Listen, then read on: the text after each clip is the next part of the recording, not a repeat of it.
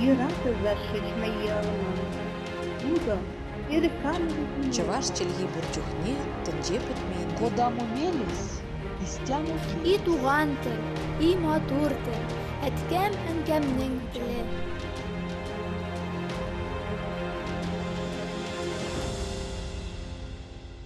Исәнмесез, сез Татарстан 24 каналында туган тел тапшыруын карыйсыз. Сезнең белән Гөлүсә Сыңгатуллина. Бүгенге тапшыру данлыклы татар композиторлары, аларның халык күңелен яулаган әсәрләре, бүгенге көн композиторларының иҗади эзләнүләре хакында. Татар милли музыка сәнгате шактый бай тармак. Ул гаҗәеп шәхесләрнең иҗатын үз эченә ала. Аларның һәр кайсы турында бер тапшыру кысаларында сөйләп бетерү һич кенә дә мөмкин түгел. Без бүген асылда татар музыка сәнгатенең төрле юнәлешләренә нигез салучы шәхесләрен һәм актив иҗат итүче кайбер яшь композиторларны барларбыз. Исемлекне әлбәттә татар профессиональ музыкасының әтисе дип саналган күренекле композитор Салих Сәйдәшевтән башларга кирәктер. Сәйдәшев беренче һөнәри татар дирижерларының берсе, педагог, пианист. Беренче белемнәрен халык музыканты Заһидулла Яруллиннан алып, соңрак Казан музыка училищесын тәмамлаган композитор 1918 елда үз оркестрын төзи. 1922 елда аны яңа гына ачылган Кызыл Октябрь исемендәге Татар дәүләт театрына музыка бүлеге мөдире итеп эшкә чакыралар. 1934-1938 елларда Мәскәүдә Татар опера студиясендә белем ала. Оннан кайткач та Камал театрында эшен дәвам итә. Яңа әсәрләр яза, спектакльләргә музыкалар иҗат итә. Алар арасында Мирхәйдәр Фәйзинең Галия Бану, Хәбибулла Ибраһимовның Башмагым, Кәрим Тинчуринның Казан сөлгесе, Сүнгән йолдызлар, Зәңгәр шәл, Кандыр буе ил музыкаль әсәрләре бар. Салих Сәйдәшев үзенең Совет армиясе маршы белән дә һәркемгә таныш. Данлыклы Сәйдәшев еллар узган саен үзенең актуальлеген, серлелеген югалтмый. Татарстанда беренче хатын-кыз композитор, җырчы, Татарстан Республикасының халык артисты Сара Садыкова талантлар исемлегенең алгы сафында. Ул актриса буларак зур сәхнәгә беренче мәртәбә 1921 елда аяк баса. Бүз егет драмасында җырлап уйнала торган Сәхип Җамал ролен башкара. Соңрак Чайковский исемендәге Мәскәү дәүләт консерваториясендә белем ала. Мәскәү татар театрында төп рольләрне уйный. Беренче татар опера Сония һәм Иршидә дә төп партияләрне башкара. Шунда аның җырчы буларак гаҗәеп таланты ачыла. 1934-1938 елларда Сара Садыкова Мәскәү консерваториясе каршындагы Татар опера студиясендә белемен ныгыта. Аннары яңа оешкан Татар дәүләт опера һәм балет театрының беренче солистлары арасында була. Бер вакыт Салих Сәйдәшев аның үзенә көйләр язып карарга киңәш итә. Садыкова анда да сынатмый.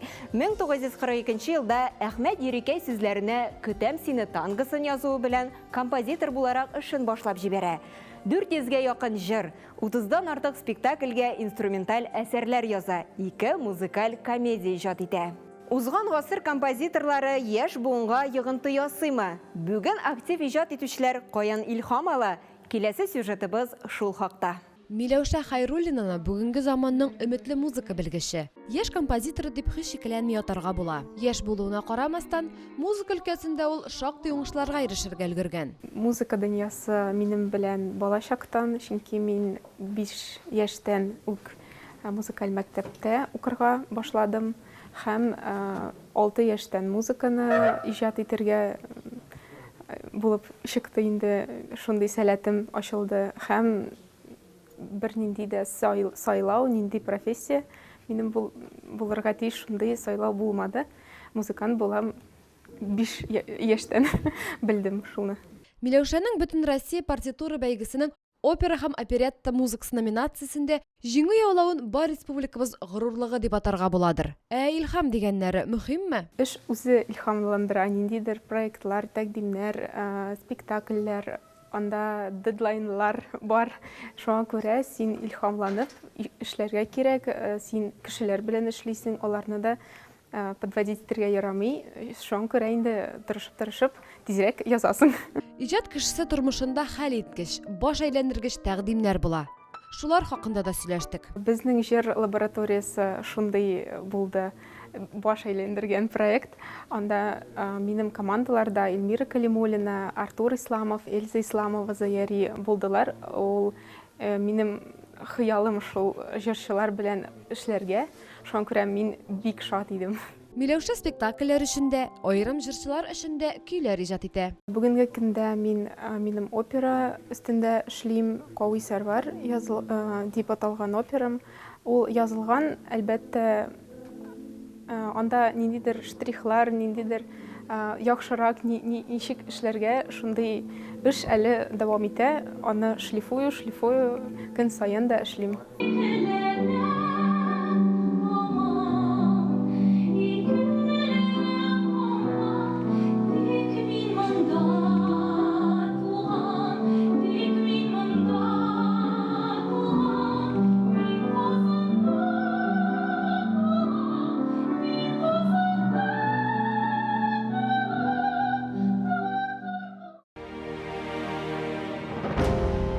Татар музыка сәнгатендә тирән із калдырган тагын бер композитор Солтан Габәши.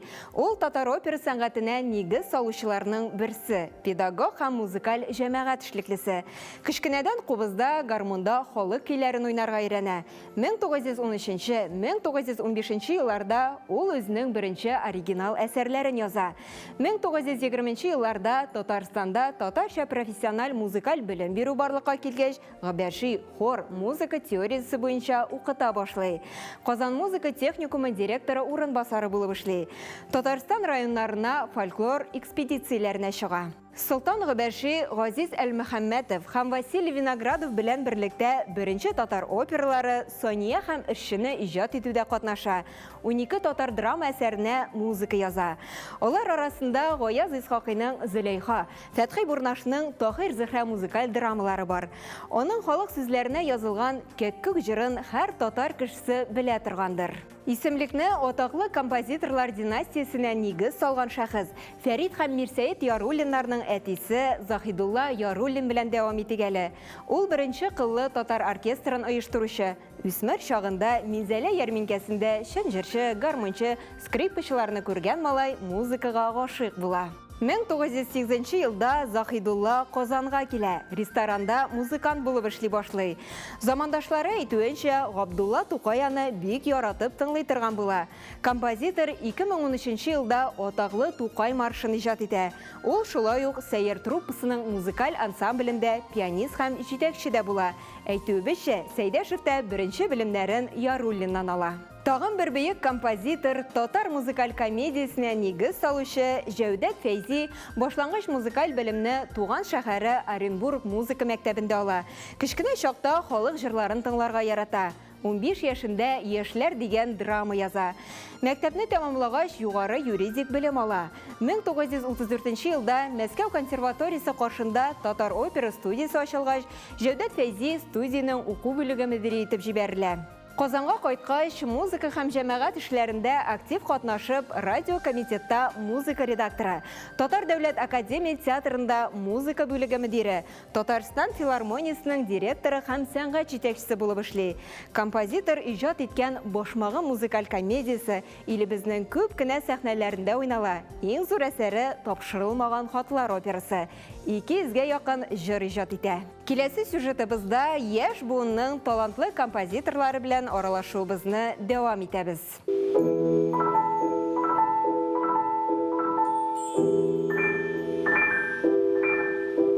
Музыка язгач, композитор битендә ул музыканы кемгәдер күрсәтә, анда җырчыга, музыкантка, оркестрга. Сез бу әсәрне уйный алмассызмы, бу әсәрне башкара алмассызмы? Син ул әсәрне ничектер үзең продвигаешь дип әйтим инде, теге кешегә күрсәтәсең. Һәм минем иң зур хыялым иде, мәйтәм, кайчан гына икән мәйтәм минем әсәрләрем үзләре миннән тыш яшәрләр. Миннән сорамыйча музыкам уйналсын, анда инструменталь, оркестр белән, ансамбль беләнме, яисә ниндер җырчылар җырласынмы, үзләрен каверларын ясасынмы. Белмим, бәлки без менә шундый заманда яшибез, теге интернет челтләрдә бит инде теге ниндидер анда сторислар бар, нәрсәләр бар. Һәм мин бер заман алар күбәя башлады. Менә минем язылган җырларымны башкалар җырлый башладылар. Кайбер кешеләр миңа махсус аны җибәрә. Кемдер җибәрми, мин аны үзем теге ялгыш кына кайдыр күрәм. Һәм шул вакытта мин үземне бәхетле композитор итеп тоя башладым. Мәйтәм, мин үземнең хыялымны тормышка аштырдым. Мәйтәм, минем музыкам хәзер үз тормышы белән яши. Илмир Низамовны бүгенге заманның иң танылган яшьләренең берсе дип атарга буладыр. Һәр эшнең дә башында теләк, максат һәм этәргеч бирердәй шәхесләр тора. Илмир Низамовның этәргече кем? Әлбәттә, бер яктан әти-әни. Алар беркайчан да махсус мине ничектер теге сүгеп, ыршып, менә син укырга тиеш, музыкага, шунда илгәйсә башка һөнәргә. Юк, менә улым, нинди юл сайлыйсың, сиңа менә нинди юл кызык, шуның белән шөгыльлән. Мин ул яктан бик ирекле идем, бер яктан. Икенче яктан, алар гел минем беренче фанатларым дип әйтәм. Һәм шул ук вакытта алар бик таләпчән. Әни гел концертлардан соң үз фикерен әйтә, нәрсә ошады, нәрсә ошамады, нәрсә җитмәде. Музыкада җибәрә миңа, менә бу музыкада тыңла, игътибар ит. Шул яктан мин бик көчле ярдәм сизәм әти-әнидән. Алар битараф түгел. Нинди дөньяда мин яшим, нинди музыка дөньясында мин яшим. Һәм әлбәттә ул укытучылар. Илмир әфәнде Сембер егете. Татарстаннан читтә үссә дә, әдәби теле йөгерек, бай. Бик якын элемдә дә булгач, шагыйрьләр белән, шул ук анда Ринат Харис, яисә Резидә Зәйниева, Йолдыз Миңнуллина. Алар миңа үзләрен текстларын җибәрәләр. Мин ул текстларны укыйм. Кайбер вакытта мин ул текстларны аңлап бетерә алмыйдым, кайбер сүзләрен. Һәм ул текстны укый, ул ничектер телдә шамара башлады. Мин саныйм, кеше туган телен белсә, шул вакытта ул башка телләрне өйрәнә ала. Мин гомумән гел телләр белән кызыксына идем. Чит телләр булсынмы, төрле телләр. Ләкин мин уйлыйдым, ничек мин чит телен өйрәним, үз телемне белмәгән вакытта. Шуңа күрә үз телем дә кирәк, башка чит телләр дә кирәк. Илмир әфәнде Казан дәүләт консерваториясының композиция кафедрасы мөдире дә. Үзенең илһамын, тәҗрибәсен, белемен ул студентлары белән дә уртаклаша. Мин дөрес урынымда, мин үз урынымда. Бу минем өчен менә иң зур бәхет. Музыка үзе яшәсә, тамашачыга, тыңлаучыга кирәк булса, халкыма кирәк булса һәм гомумән бу дөньяга кирәк булса, шул вакытта мин үземне бәхетле композитор дип саныйм.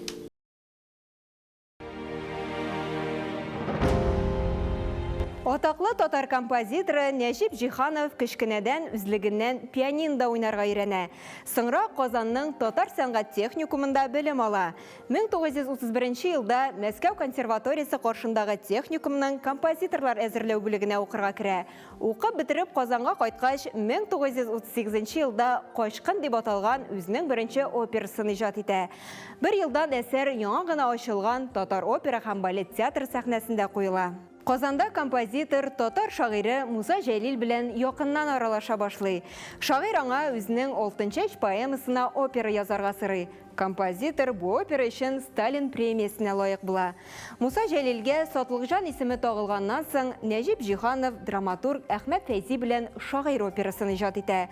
Соңрак шагыйрьнең исеме аклангач, әлеге әсәр нигезендә Җәлил операсын яза. Композитор Казанда консерватория ачу эшендә күп көч куя. Бүгенге көндә Казан дәүләт консерваториясе аның исемен йөртә. Мәшһүр татар композиторы, татар милли балетына нигез салучы Фәрит Яруллин башлангыч музыкаль белемне әтисеннән ала. 1930 елда ул Казан сәнгать техникумына укырга керә. Техникумда уку елларында ук Татарстанның музыкаль мәдәниятенә нигез салучыларның берсенә үрелә. Үзен төрле жанрларда сынап карый. Композитор 1937-1938 елларда Габдулла Тукайның Шүрәле әкият поэмасын көйгә сала. Әмма балет сәхнәгә күтәрелә алмыйча кала. Бөек ватан сугышы башлана. Фәрит Яруллин яу кырына китә. 1943 елда батырларча һәлак була. Озак вакыт ул хәбәрсез югалучылар исемлегендә йөри. Кабере 40 елдан соң гына табыла. Композиторның Тукай һәм татар халык әкиятләренә нигезләнеп язылган Шүрәле балеты дөньяның күп илләрендә куелып, зур уңыш казанды. Татар романсына нигез салучы күренекле композитор Рөстәм Яхин Татарстан дәүләт гимны авторы. Ул кечкенәдән музыка белән кызыксына, 3 яшендә пианинода үзлегеннән халык көйләрен уйнарга өйрәнә. 13 яшендә музыка мәктәбенә укырга керә һәм 7 еллык мәктәпне 3 елда тәмамлый. Рөстәм Яхин оста пианист. Ул тирән эчтәлекле җырлар, фортепиано өчен әсәрләр авторы. Яхинның «Дулкыннар, күзләрем тик сине эзлиләр, китмә сандугач, ки казлар» җырлары онытылмас ядкәрләр исемлегендә. Шулай ук атаклы композитор Мансур Музафаров татар профессиональ музыкасына нигез салучыларның берсе. Композиторның иҗаты киң кырлы. Ул 30-га якын камера инструменталь әсәрләре, 130-лап җыр һәм романслар иҗат итә. Төрле вокаль һәм инструменталь төркемнәр өчен зур күләмдә татар милли көйләрендә эшкәртә. Татар хатын-кызының революциягә кадәрге тормышын тасвирлаган Галия Бану операсы Татар дәүләт опера һәм балет театры сәхнәсендә куела. Келесі сюжетыбыз янәдән яңа буын композиторларына багышлана.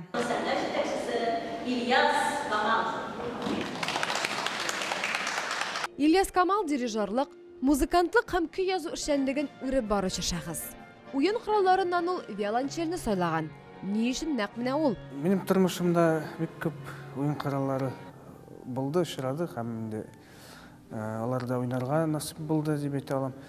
Ләкин әлбәттә виолончель минем иң күп уйнаган уен коралы тормыш дәвамында, уку дәвамында очраклы рәвештә килеп керсәм дә, шулай бик якын булды ул миңа. Ни өчен сайладым дигәннән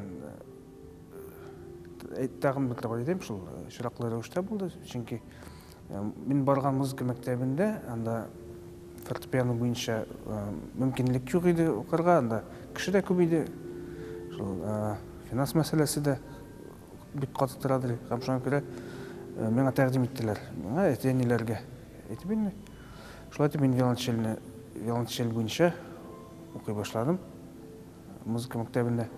Йомшак табигатьле, тыйнак, фәкать үз моңы дөньясында кайнаган Ильяс Камалны еш кына безнең заман Сәйдәшева дип атыйлар. Тик аның үзенә генә хас моңы, үз әһәңе бар. Моң ул күңелдән чыга торган әйбер, беренче чиратта.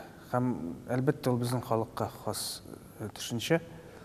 Һәр халыкның үзенең үзенчәлеге була. Һәр халыкның мәдәниятендә дә безнең өчен моң ул тәрҗемә ителми торган сүз дип әйтәбез бит инде. Һәм чыннан да шулай ул. Аның аңлатмасы да юк. Әмма ул минем күз аллавымча ул күңелдән чыккан шундый көйдә дип әйтү дөрес булмас. Күңелдән чыккан хисләр дип әйтим. Ильяс әфәнди иҗатының иң зур өлешен камера инструменталь һәм оркестр өчен әсәрләр тәшкил итә. Аранжировка остасы булуы да мәгълүм. Шәхсән миңа менә бу ике юнәлеш бик ярдәм итә, бер-берсен тулыландыра. Һәм өченче буларак инде, өченче дип тә әйтмим мин аны, ул минем беренче юнәлешем иде, башкаручы буларак, инструменталь башкаручы. Виолончель уен коралында уйныйм, әйтеп киткәнчә шул. Бу өч юнәлеш тә бер-берсен тулыландырып бара минем өчен. Кемгәдер ничек инде ул? Кайсы кешеләргә алар комачаларга мөмкин дип саныйлар. Вакыт чөнки берсенә генә күбрәк игътибар итә алмыйсың дип инде. Минем өчен алар тулыландыра бер-берсен һәм бер юнәлештәге нәтиҗәләр икенчесенә өстәлә генә. Музыкант буларак Ильяс татарның миллилеген төрле уен кораллары ярдәмендә тапшырып була ди. Беренчедән борынгыдан да бездә баян белән башка, баян белән корайдан башка уен кораллары булган. Кылы уен кораллары да, бәрмә уен кораллары, тынлы уен кораллары барысы да бездә булган һәм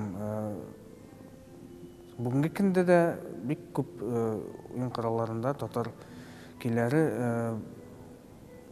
оригиналда яңгырый дип әйтсәм дә дөрес булыр.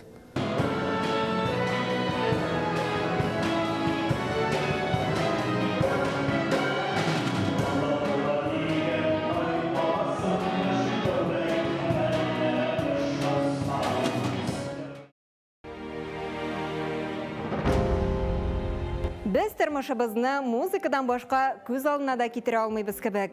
Татар халкы элек-электән җырлардан юаныч, көч алган, зур эшләргә рухланган. Музыка дәвалау сәләтенә ия дисәк тә ялгыш булмас. Аның көче бәяләп бетергесез. Шушының белән тапшыубыз ахырына якынлашты. Без бүген данлыклы татар композиторлары, аларның халык күңелен яулаган әсәрләре, бүгенге көн композиторларының иҗади эзләнүләре хакында сөйләштек. Сез Татарстан 24 каналында туган тел тапшыруын карадыгыз. Сезнең белән Гөлүсә Сыңгатуллина булды. Сау булыгыз, киләсе очрашуларга кадәр.